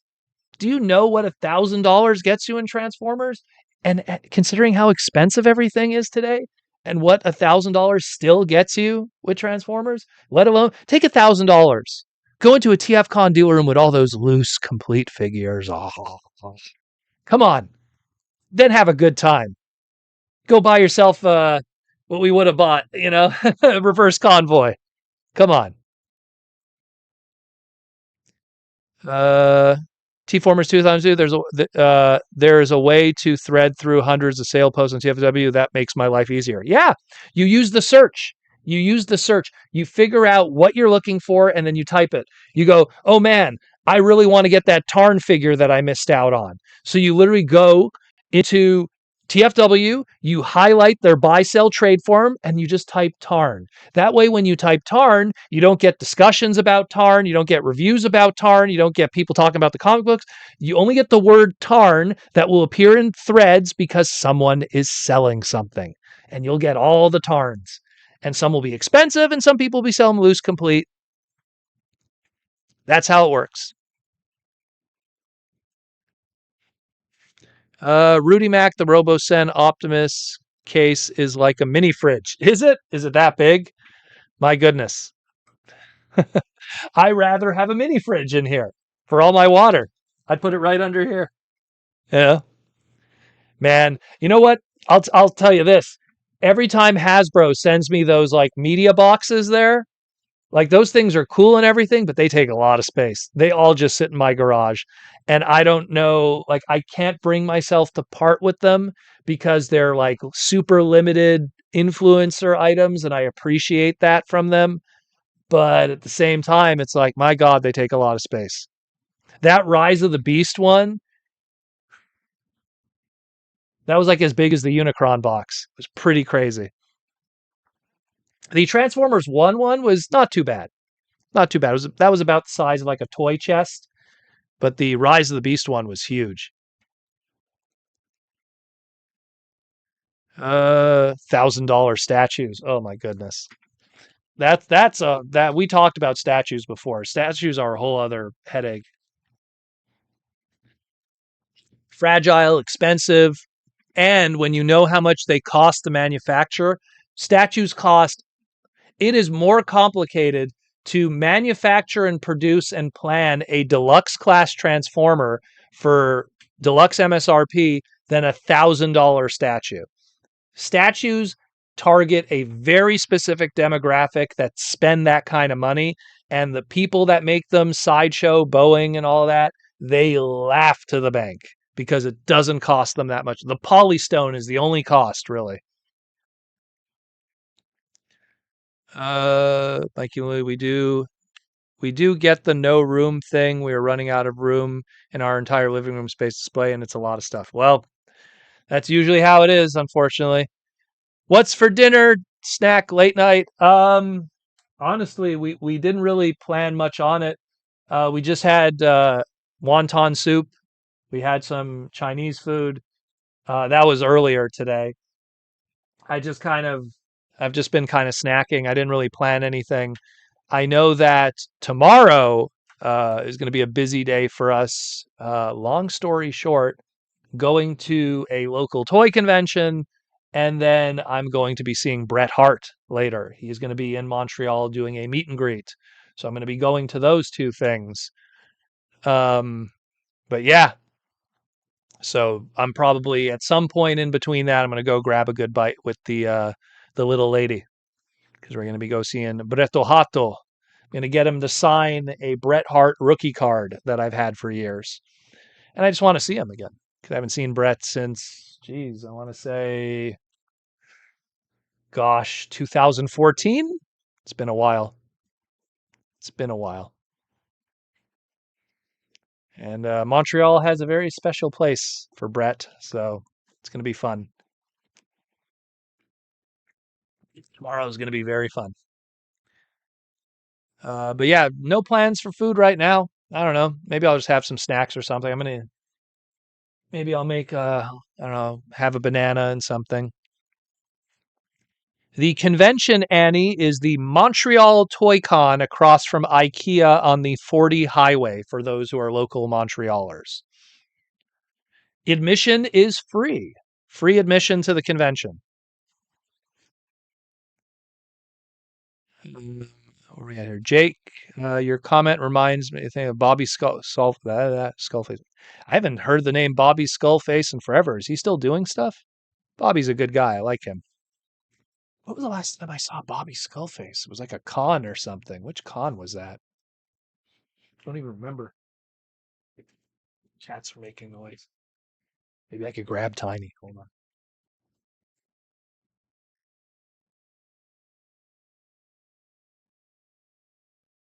And she runs away. Damn it.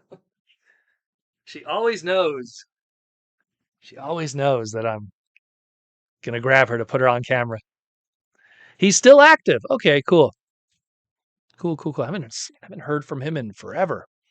Because I used to see him at the cons, like the TF cons and the bot cons, and haven't seen him in a while. Mikey and Louie, we will be sure be buying every Studio Series 86 that comes out. Lots of fun stuff releasing lately. On the fence with the new Seekers, though.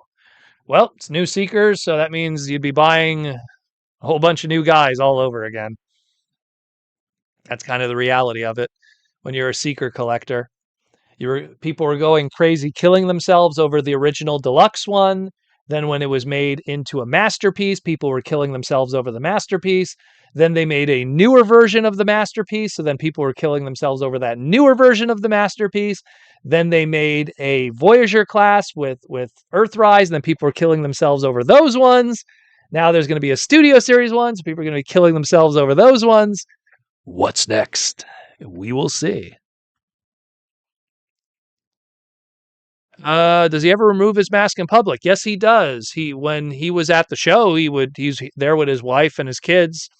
He doesn't have the mask on. I mean, he puts it on obviously like when the show starts, I guess, to keep up the persona. But at the same time, oh my god, I think Tiny's coming there. That's pretty good.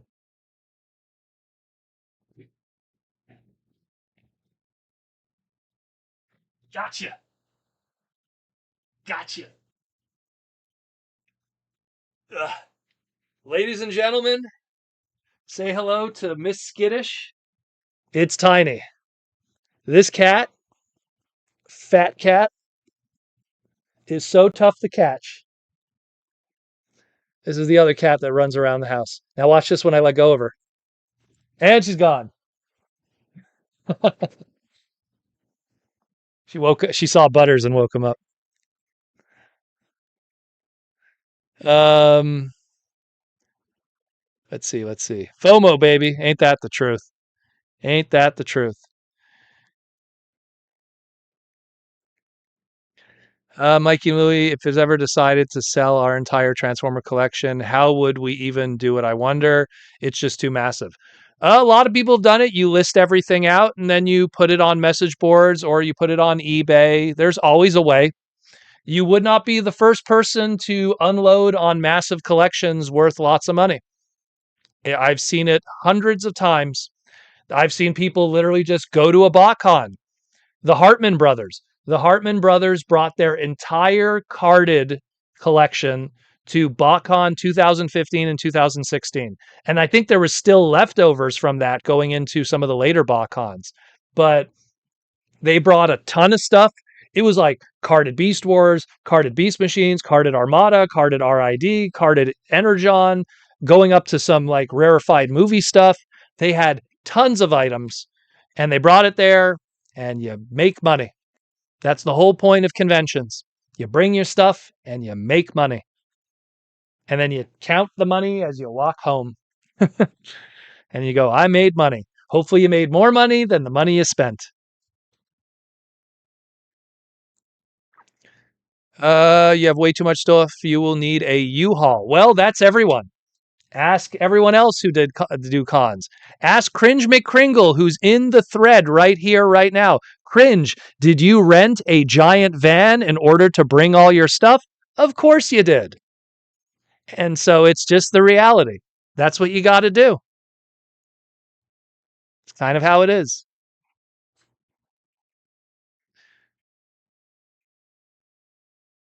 The cost of business, my friend. The cost of business. Success in life doesn't come unless you do it. Unless you do it. Butters. Butters is chilling. Here, let's see if we can get Butters there. He's just chilling right now with the plush. What's up, G? Licking yourself, I see. Giggity.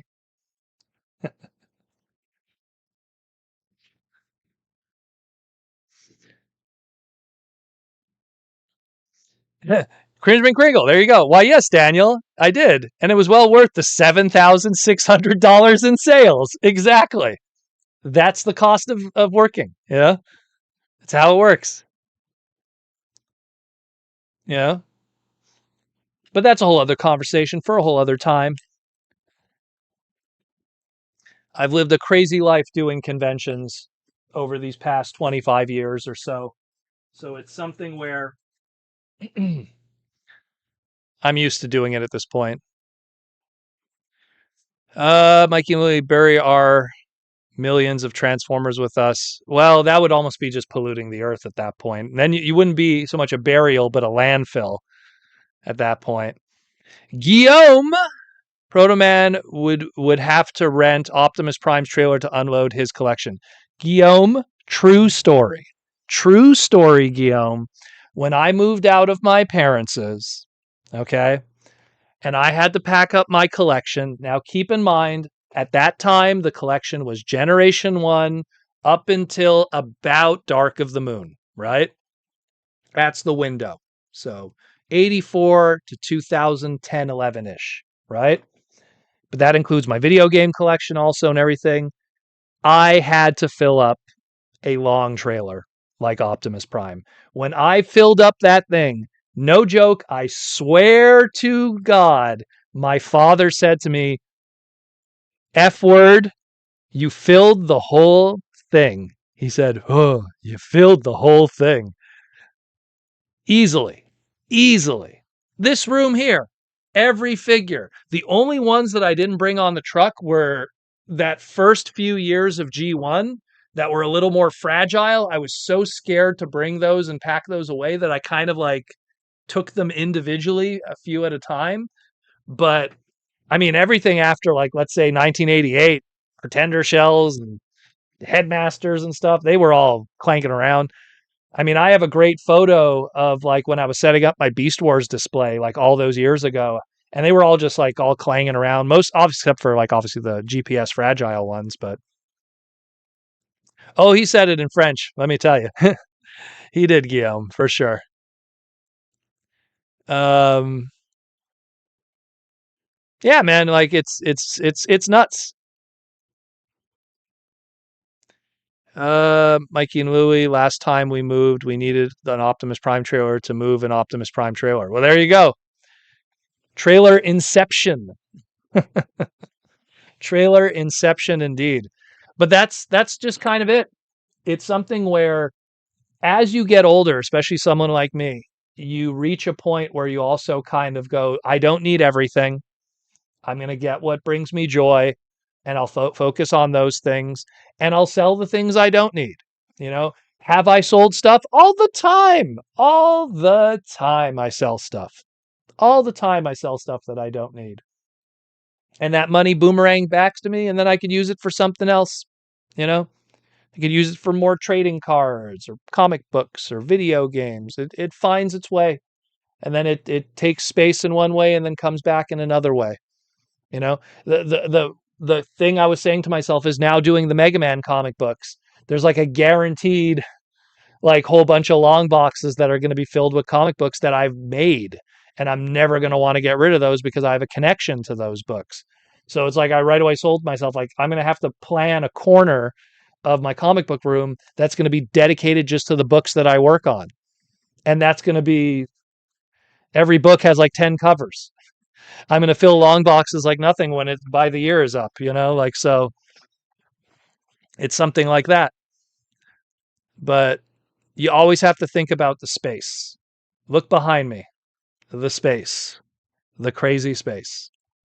You know, this hobby only grows; it rarely shrinks unless you're someone who really knows how to buy, sell, buy, sell. And I buy and sell a lot, a lot. And again, doing TFCon's charity auction, I see the people who get rid of stuff, the regrets. They come up to me with their bins of stuff and I give them the tickets and I see all the stuff that they're getting rid of and then these are the same faces that I give the tickets to and then later on in the weekend they're buying the latest Studio Series item. Granted, credit to them, they got rid of 20 Combiner War figures and they got that one new Studio Series item. So fair trade-off too. But it is what it is. We'll take only a few more questions and then we will call it quits for today. James, definitely not looking forward to packing my collection up when I move. It's always a nightmare, James. I'm with you on that. I hated it. It took forever. Took forever. Uh, ever decreasing space. Mikey and Louie, there are days for sure when we look at all this and think we should just part with it already. You downsize. You don't get rid of it all. Like even me, right? Like if you told me I had to get rid of everything except for select items, like Generation 1, 80, let's say all of Generation 1, right? I'd keep my first Hot Rod figure. I'd keep my first blaster. Um, Blue Streak, Sideswipe. I keep some like heavy hitter G1 guys, obviously Shockwave, you know, maybe Minerva, maybe not Minerva. Maybe I'd rather have the $2,000. I don't know. I'd be 50-50 on that. Maybe I keep Ginrai, maybe not. I'll definitely want to keep Metal Hawk and Road King. You know, then we get into like Victory and the other Pretender shells. Like maybe I'll want to keep Bludgeon, but do I need all the other slew of Pretenders?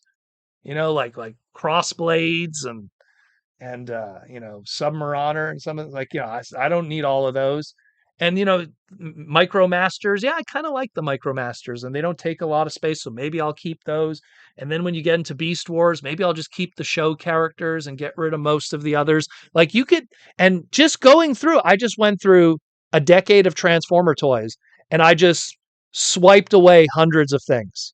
And those hundreds of things translates into thousands of dollars. And that's assuming that I wanted to go that route. I'm not going that route, but if I did, there's ways to do it. And especially in the future when you rather that money go to something more important like family, next of kin, going to a good cause. My father said it, you can't take it with you, you know? You can't take it with you. So cringe. You could sell me your movie toys when yeah, well, it's a lot, cringe. It's a lot. It's a lot of movie toys. Um does anyone know any famous celebrities who collect Transformers? Uh there's celebrities who like Transformers, but they don't crazy collect it. Uh to give an example, a lot of celebrities who collect Transformers usually just collect the high end items. A good example that I bring up a lot because I see him at San Diego is Shelton Benjamin from the WWE. He collects masterpieces, but he doesn't really collect anything else. He just gets the high end G1 items. Um, there was Tom Hanks was seen buying some Transformers many years ago, masterpieces, and I think one G1 Optimus, like a vintage one.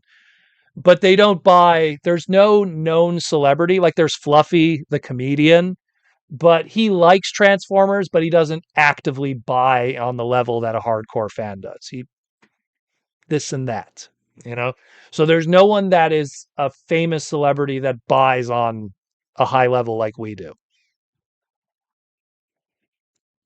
But that's about it. That's really about it, you know. Brainstorm 2002. When I moved recently, I filled my car with just my collection. Yeah, that's a reality, my man. That's a reality, my man. But yeah, that's it more or less. And we'll finish it with MMA Panda's gold super chat because he came right in the end. Giggity, MMA Panda, how you doing? I'd like to see the Stranger Things van retooled into the A-Team van. That's what I was saying before. Give him the mohawk. Can't wait for a Studio Series 86. Can't wait for the Studio Series 86 Starscream. Well, he's definitely going to be coming soon, my friend. And if Nate from marketing has any say, he's also going to get Sunstorm out of it, which will probably be after the trio. So we will see. But thank you, MMA Panda, for the gold super chat right in the clutch. And we are done for tonight. Beautiful conversation. Great stuff we talked about. Thank you again for another lovely super chat and another lovely live stream together with everybody. Once again, if you want to support the podcast in a extended nature, we have the Patreon link down there below. Gets your name in the end credit scroll at the end of all my segments. Access to our Discord where the fun continues, the news breaks, the sales are shared, the lore is done, and then some. A lot of people have joined the Patreon and they love it. I think we're up to 150, something like that, patrons. We definitely got a lot of them. And they love the Discord.